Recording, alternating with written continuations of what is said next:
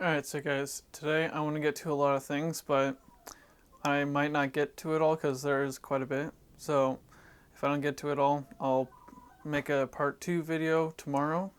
So watch for that if I don't get this done. But make sure to subscribe for more and let's get started. Alright, so first thing I want to discuss is about this axe and a couple others. Alright, so the axes you guys see in front of you are basically the ones I don't let anyone touch, per se, because they're just my favorite for some reason. Which, by saying that, I like taking care of these ones. But I did let someone use this not too long ago, and it has some chips in the nice blade right here. So this is what we're going to be restoring today. But I'll show you guys the other ones too. This one's a Collins, and I made this handle. But yesterday I put a nice polish back on it because this one also got hammered with rocks in the ground, not by me. So I restored that one yesterday. We're not going to be restoring that one. But this one, I think, is one of the cheaper axes I have. It's a Craftsman, but it's one of my favorites because I think this was the first axe I ever got. And it was about one of those, but I put a really nice blade on it the other day. I think it was yesterday also, and it is just razor sharp. Same with the other one I just did not too long ago. I don't remember which day it was. But today I'm planning on doing the same thing with this. This is a big blade, if you guys can see. While this one's really nice, small one. That's how they were designed. That's what I'm going to be keeping on it. So that's a little insight of basically why these are special to me and why I don't like anyone really to use them. It's because I've had bad experience in the past. So there's a lot of people out there that like rougher handles because they say it has more grip. Well, I'm the type of person that actually likes super smooth handles because it's got a really big fawn's foot. If it has a big fawn's foot, I'll make it nice and smooth because the look of it, it just looks like a precision piece of work. It looks really nice. So, and you guys can see I flattened the back of this one. So that's kind of why I did that, because I like the look of smooth handles. I don't know if it's going to pull out for you guys, but if you guys can hear that, it is just smooth. Alright, so here's the other one we're going to be restoring. Now this one's not my favorite, but it's one I do like. I'll let other people use this one. But if you guys know what that emblem is, let me know, because it is the same on this side also, but I haven't de-rusted it yet. So let me know, because I'm curious of who made this axe. It's a double bit. It's a cruiser, but it's a really nice axe, and it's the original handle. I actually found that it wasn't put on the axe head when I got it, so I just fitted it. It's really nice. But this one we'll be restoring also. I don't know if we'll get to this one in this video, but I'll attempt to. Alright, so we're going to be starting with this True Temper Kelly Works handmade double bit. And all I'm going to be doing is putting it in my vise. You guys have seen this. Works really nice for double bits or single bits if you're trying to work on the handle. And I'm not worried about marring the wood on the vise. It's not an issue. But what I need to do first, because yesterday I was having a lot of wood shavings kick up into my face. So I'm just going to bring you guys along and switch out my glasses. Alright, if you guys don't have these SE glasses already, I recommend getting them. And a lot of people don't like them because they look military, but I think that's really stupid because, well, they're nice glasses that are very practical and cover your entire face. So all I have to do is pull down on this middle right here, and you lift up this corner, and it slides right out. That's your shades are out, or your lens. And all you have to do is get my clear ones, put them in the hole right here.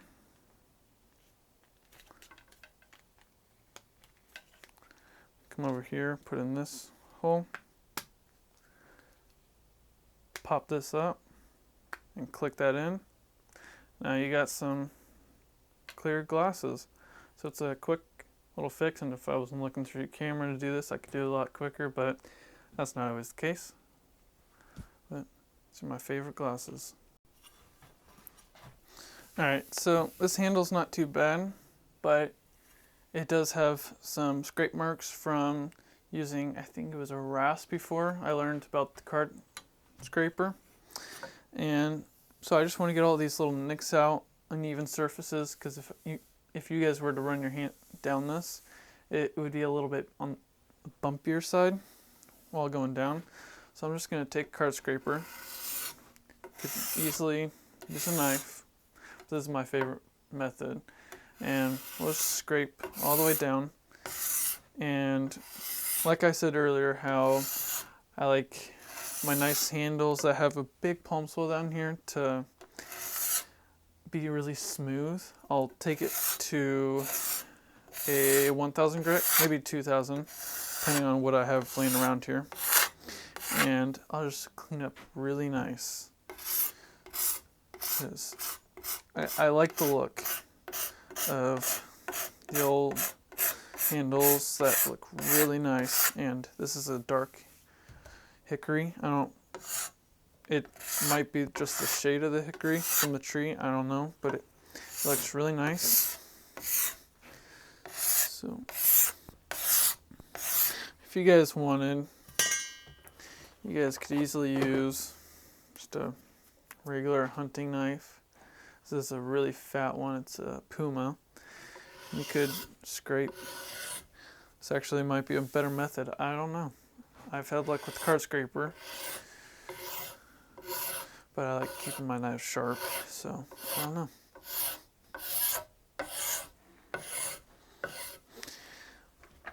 And another one I really like using, probably the big debate between the card scraper and the knife, is I like using the mini K-bar. So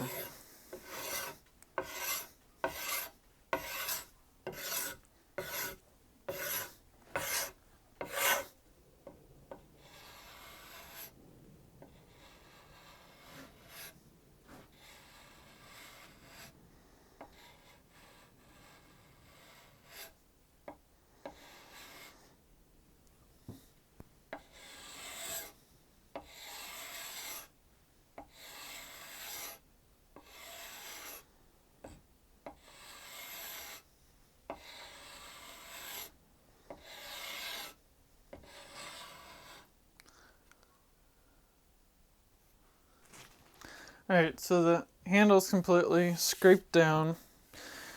There was no varnish to begin with, so that wasn't an issue. But now come with a 220 grit. And then I'll go to a, let's see, what do I have around here, a 2000 grit. And I'll show you guys what I like to do at the very end. Actually, two things I like to do. But this will really give the handle really nice basically polish to it. Starts to look really nice once you do this. Alright, so I'm done with the 220 grit, and I'm now going to 2000 grit. So it's going to clog up a lot quicker.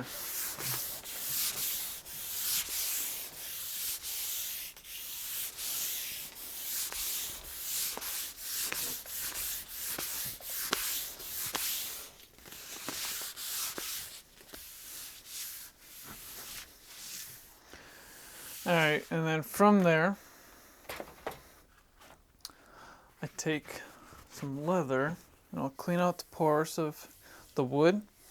That's the main thing. And then, because leather is really fine, it'll just polish it that little bit more. Not that it needs it, but it'll basically just shine back at you.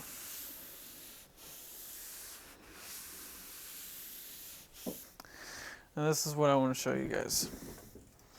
I've tested with a lot of different oils for woods, and well, the one that I've really started to like, even more so than boiled linseed oil or anything like that, is some olive oil.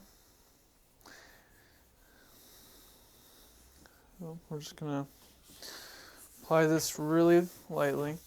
And what I like about the olive oil is, well, I can use my hands. Linseed oil, I can't. So there's that part. And olive oil comes off my hands a lot easier. And it's more of a liquid than it is anything else, because the linseed oil is really dense, and I find that it can clog, it can make the handle really sticky, and that's not what I want. I want a handle that's smooth. I want it just like how I had it sanded, but oiled. I want it looking really nice. As you guys can see, it looks really nice. After a couple coats of this, I think it'll look really good. And all I'm doing right now is I'm making sure all the pores are being covered in oil and that it's spread out. Because I don't want a bunch of oil here, none there. I don't want it to drip from here and not have enough there. So just rub my hand back and forth and it'll just perfect it. And your hand will even polish the wood too. It'll just help it soak in. And that's really what we're going for.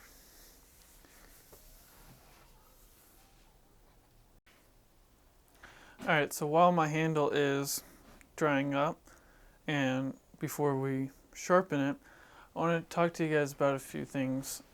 And, well, as you guys have, if you guys watch Wranglerstar, he's been doing a lot of shop maintenance, and he's just redoing the entire thing, redoing lighting.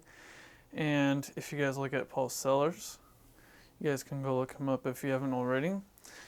His shop is perfectly clean. Everything has a place. Everything is clean. He has lighting everywhere. So my shed hasn't been the cleanest, where this one bench right here, it's clean all the way to the other side of the bench. Well, just behind me, it's not the cleanest. Over there, it's not the cleanest. So what I'm going to be doing, and if you guys want to come along with me, I'll let you guys come. I just put this up and brighten up for you guys. But basically, where I keep all my planters, and I'll be just taking it out of this box every time, instead of having to, just taking you guys off tripod, instead of having to take it from my desk each time. So I've got chisels, just a bunch of chisels. I think right here's sharp, these are dull, all these are sharp, all of those are sharp. My rabbit foot planer. What I'm going to be doing here is I just put this shelf in yesterday, and basically all my little planers will be going here. Then I'll have something here. I have plenty of stuff I can put there, but I'm going to pick up boards that are just the same size. And I'm just going to line it and make little individual slots all along here, so I can neatly fit everything in. And I have my planers here. Might put something on the backside right here. Not sure if I can do that yet, because might get in the way of these guys. But what I have down here is nothing in that drawer really. I have a few things I can put in there. And then here I have all my measuring stuff and yeah, just all measuring stuff. And I'm going to be sorting through all of these. Didn't have enough room for my chisels. And I got my different tools all along here. My punches. I just got general tightening bits and everything. And I have a full bin of just files. This one's really handy. It's actually slid back a little bit. That's going to be my sharpening stone, hammers, maybe drill. I might put drills in here, not sure about that. Might be just hand tools. And not sure what I'm going to do here. Maybe it'll be bits like that. And that didn't go in there. That's empty right now, but I'm just cleaning up my shop right now. And I have one light right there. I'm going to be looking to get another one right about here. That'll stretch from over here to maybe right there. And maybe one right up here. That'll be perfect. Alright guys, I knew we wouldn't have time from the beginning, so we'll sharpen the blade in the next video, and I'm not sure what else we'll do in the next video, but it'll be out on Wednesday, so look for that. And what I wanted to tell you guys, which I'm not exactly happy with, the hewing axe making, the handle, well, we were fitting it and everything, but somehow all the rest of the footage is gone. So where I'm just putting all of the, where I'm actually fitting the handle to the hewing axe head, all of that video data is lost. I don't know what happened to it, but it just disappeared. So sorry about that, guys. There's not going to be, I think it would have been part 6, maybe even 7. So that's not going to be coming out because it's not anywhere. But we do have the other handle. That one I still have to work on. You guys are up to date as of Saturday. And I think that's about it. So make sure to subscribe and leave a comment on what you guys are doing or anything you want. Just let me know you guys are out there. And I will see you guys on Wednesday. So see you guys later.